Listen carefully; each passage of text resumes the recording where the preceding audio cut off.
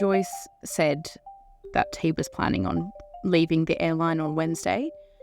The reasoning behind that basically comes down to a pretty shocking 2 weeks for the airline, which started with it posting a record $2.47 billion profit for the 2023 financial year and ended with the announcement from the ACCC that it was pursuing federal court action against the airline over allegations it had partaken in false advertising by allegedly breaching consumer law in the form of falsely advertising thousands of already cancelled flights for an average of about 2 weeks over a period in between May and July last year. He is expected to be walking away with $24 million. The bulk of that amount was set into motion about 3 years ago when Joyce chose to defer his long-term bonus for 2020, 2021 and 2022.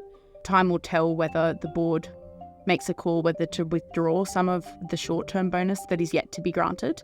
But the exact detail of Joyce's remuneration won't be known until the airline releases its annual report with details of executive remuneration.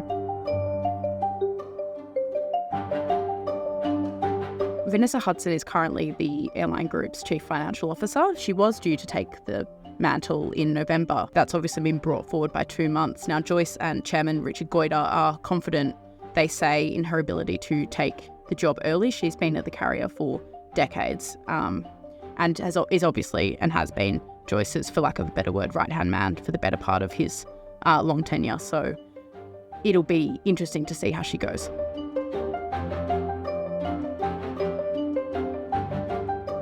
If you're an investor for Qantas, the stock has done incredibly well over the last 15 years, and the airline has navigated a whole heap of hurdles from, birthing Jetstar. That was Joyce's first big high-profile role at the group, establishing Jetstar, Australia's first low-cost carrier, to then, I suppose, a whole myriad of other challenges, which then recently culminated with the COVID-19 pandemic. And Joyce has maintained that the airline group has been profitable, with a couple of bumps along there in the road. But then I suppose more recently, since COVID, consumers have begun to associate the airline with lost bags and cancelled flights and just a pretty poor reputation on things like union matters, which started with the 2011 grounding of the Qantas fleet. And then more recently, they've been fighting a court case in the High Court pertaining to the standing down of about 2,000 workers. So a complicated question, and yeah, it really depends on whether you're a consumer, an investor, or probably a bit of both, on what you think of Joyce and his legacy.